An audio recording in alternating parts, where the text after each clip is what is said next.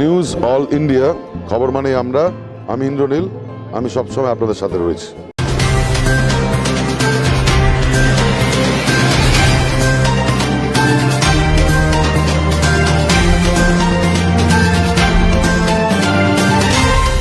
নমস্কার, news all ইন্ডিয়ার পর্দায় আপনাদের স্বাগত। আপনাদের সঙ্গে আমি অর্পিতা। শুরু করছি আজকের বিস্তারিত খবর।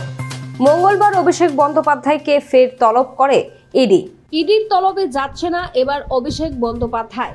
এক্স হ্যান্ডেলে পোস্ট করে জানালেন তৃণমূলের সর্বভারতীয় সাধারণ সম্পাদক অভিষেক বন্দ্যোপাধ্যায় দিল্লিতে 2রা এবং 3রা অক্টোবর দলীয় কর্মসূচিতে হাজির থাকবেন বলে ঘোষণা। অভিষেক বন্দ্যোপাধ্যায় এক্স হ্যান্ডেলে লিখলেন, পশ্চিমবঙ্গের প্রতি বঞ্চনার বিরুদ্ধে এবং এর ন্যায্য পাওনার দাবিতে লড়াই অব্যাহত থাকবে।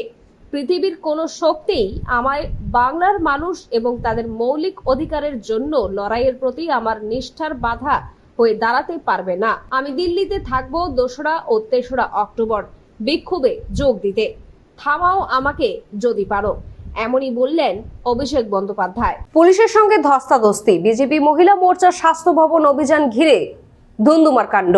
পুজোর মুখে রাজ্য জুড়ে ডেঙ্গুর বারবারান্ত, আর সেই অভিযোগেই বিজেপি মহিলা মোর্চার স্বাস্থ্য ভবন অভিযান ঘিরে ধুন্ধুমার কাণ্ড।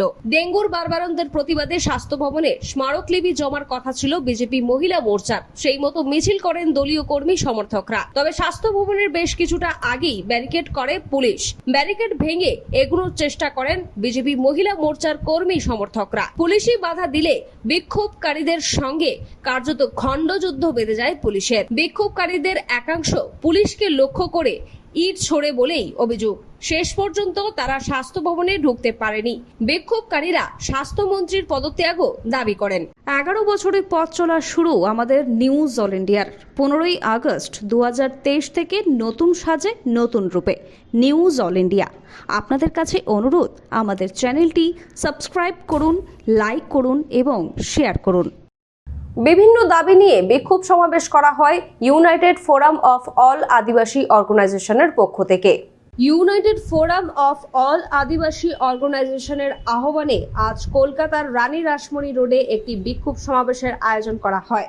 আদিবাসীদের ইতিহাস বিকৃতির মাধ্যমে ক্ষত্রিয় কর্মী মাহাতোদের রাজনৈতিক মদতে একটি এসটি হওয়ার চক্রান্ত রুখতে ও ফেক এইচডি সার্টিফিকেটের বাতিলের দাবিতে এই সমাবেশ এবং জাতিসত্তা ধ্বংসকারী ইউসিসি বিল প্রতিরোধের বিরুদ্ধে এবং 2006 বনাধিকার আইন কার্যকারী হতে ও দুর্গা প্রকল্প 2023 বন সংরক্ষণ আইন বাতিলের দাবি, মণিপুরে মক্কারজনক ঘটনা সহ রাজ্যের নারীদের উপর নির্যাতনের প্রতিবাদে দৈনন্দিন জীবনে আসা সব ধরনের অসুবিধার বিরুদ্ধেই আজ রানী রাসমণি রোডে এই বিক্ষোভ সমাবেশ করা হয়।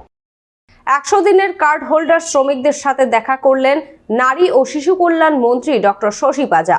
বাংলার প্রতি বঞ্চনার অভিযোগে মোদী সরকারের বিরুদ্ধে আগামী সোমবার ও মঙ্গলবার দিল্লিতে ধর্ণা অবস্থানে যে সমস্ত 100 দিনের কার্ড হোল্ডার শ্রমিকরা যোগ দেবেন তাদের সঙ্গে দেখা করতে আজ গেলেন রাজ্যের নারী ও শিশু কল্যাণ মন্ত্রী ডক্টর শশী পাজা। সংবাদ মাধ্যমের মুখোমুখি হয়ে তিনি কি বললেন শুনবো। বাংলার বঞ্চিত গরিব যারা মানরেগা স্কিমের সঙ্গে যুক্ত ছিলেন এবং যাদের বাড়িটা করতে না দেয়া এই জায়গায় তারা রয়েছে, আজকে তারা যাবেন দিল্লিতে। ইতিমধ্যে কিছুজন দিল্লি পৌঁছে গেছে, এনারাও যাবেন। সর্বভারতীয় তৃণমূল কংগ্রেস যে দায়িত্ব নিয়েছে এবং সেটা হচ্ছে যে বাংলার বুকে আন্দোলন চলছিল, প্রতিবাদ চলছিল, এবার দিল্লির বুকে। 11 বছরের পথ চলা শুরু আমাদের নিউজ অল ইন্ডিয়ার। 15ই আগস্ট 2023 থেকে নতুন সাজে নতুন রূপে নিউজ অল ইন্ডিয়া। আপনাদের কাছে অনুরোধ, আমাদের চ্যানেলটি সাবস্ক্রাইব করুন, লাইক করুন এবং শেয়ার করুন। খড়গপুরের শুট আউট, সোনার দোকান খুলতেই গুলি চালিয়ে লুট দুষ্কৃতীদের। দিনে দুপুরে সোনার দোকান খুলতেই শুট আউট খড়গপুরে। স্বর্ণ ব্যবসায়ীকে লক্ষ্য করে গুলি চালালো একদল দুষ্কৃতী। তারপর সোনার দোকান থেকে টাকা ও গয়না লুটপাট করে চম্পট দিল দুষ্কৃতীরা। হার হিম করা ঘটনাটি ঘটেছে পশ্চিম মেদিনীপুর খড়গপুর শহরের গোলবাজার এলাকায়। রীতিমতো আতঙ্কের পরিবেশ চারিপাশে। ঘটনাস্থলে গিয়ে তদন্তে নামলো খড়গপুর টাউন থানার পুলিশ। ইতিমধ্যেই দুজনকে গ্রেফতার করা হয়েছে বলেই খবর। আরজু আরজু মানেই আপনার মনের মতো ফার্নিচার। আসুন দেখে নিন আপনার পছন্দ অনুযায়ী অফিস বা ঘর সাজানোর জন্য নতুন ডিজাইনের ফার্নিচার।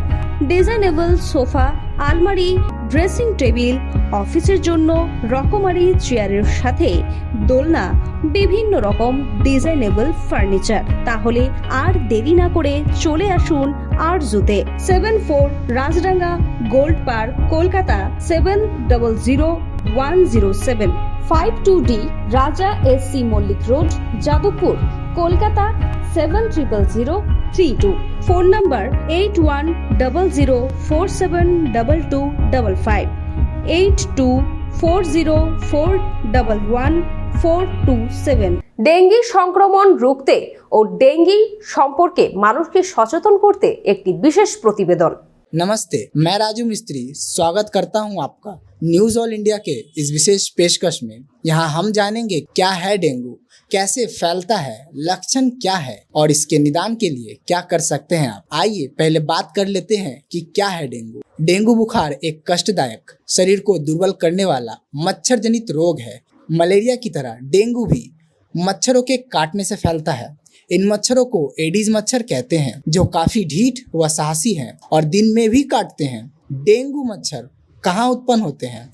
एक मादा डेंगू मच्छर अपने जीवन में 5 बार तक दर्जनों अंडे देती है। डेंगू फैलाने वाला एडीज मच्छर साफ पानी में पैदा होता है। छत एवं घर के आसपास अनुपयोगी सामग्री में पानी जमना, जैसे कूलर, बाल्टी, टब, टंकी आदि में जमा पानी, यहाँ तक कि आस पड़ोस की नाली, प्लास्टिक के बर्तन में जमा पानी, इन सभी जगहों में डेंगू का संक्रमण हो सकता है। आइए जान लेते हैं डेंगू बुखार के क्या कारण है। डेंगू संक्रमित व्यक्ति के आसपास रहने से आपको डेंगू बुखार नहीं हो सकता। इसके बजाय डेंगू बुखार मच्छर के काटने से फैलता है। जब संक्रमित मच्छर किसी अन्य व्यक्ति को काटता है तो वायरस उसी व्यक्ति के रक्त प्रवाह में प्रवेश कर जाता है और संक्रमण का कारण बनता है। आइए अब जानते हैं कि ये इंसानों में कैसे फैलता है। डेंगू 4 वायरसों के कारण होता है, जो इस प्रकार है: DNV1, DNV2, DNV3 एवं DNV4। डेंगू बुखार श्वेत रक्त कोशिका यानी कि व्हाइट ब्लड सेल्स और प्लेटलेट्स के उत्पादन को प्रभावित करता है। डेंगू का संक्रमण मुख्य रूप से वायरस से संक्रमित एडीज मच्छर के काटने से फैलता है। मच्छर के काटने पर वायरस शरीर में प्रवेश करता है और फैलने लगता है।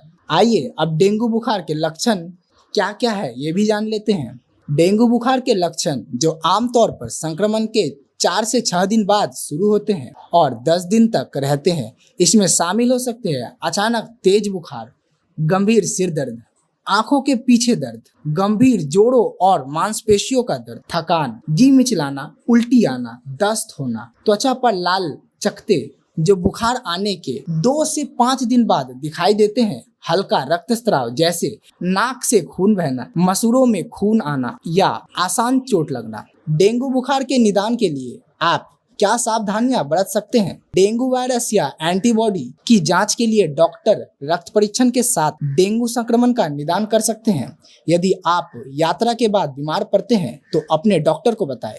डेंगू बुखार के निदान के लिए डॉक्टर रक्त परीक्षण के संयोजन का सुझाव दे सकते हैं, क्योंकि वायरस के प्रति शरीर की प्रतिरक्षा प्रतिक्रिया जटिल और गतिशील हो सकती है। अब डेंगू बुखार के इलाज के बारे में भी जान लेते हैं। डेंगू संक्रमण के इलाज के लिए कोई विशेष दवा नहीं है। अगर आपको लगता है कि आप डेंगू से संक्रमित है, आपको आराम करना चाहिए, बहुत सारे तरल पदार्थ पीने चाहिए। यदि आपको पेशाब कम होना, शुष्क मुंह या होठ, सुस्ती या भ्रम, ठंडे या चिपचिपे हाथ पैर जैसे लक्षण हो तो तुरंत डॉक्टर को दिखाना चाहिए। आपको बिना डॉक्टर की सलाह की कोई भी दवाई नहीं लेनी चाहिए। आपको डेंगू बुखार जटिलताओं की जांच के लिए तुरंत अस्पताल जाना चाहिए।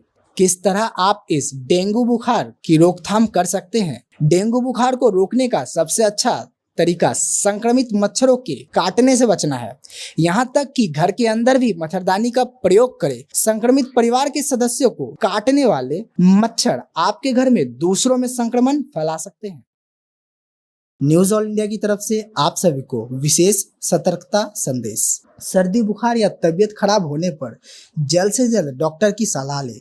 डॉक्टर के सलाह के अनुसार ही दवाइयों का सेवन करें तथा डेंगू से बचाव के सारे नियमों का पालन करें तथा दूसरों को भी सतर्क करें। अपने आस पड़ोस को विशेष रूप से साफ सुथरा रखें और अन्य लोगों को भी जागरूक करें। Bureau report, news all India. আসছে এবারে আবহাওয়ার খবরে। দুর্যোগের পূর্বাভাস বাংলায়।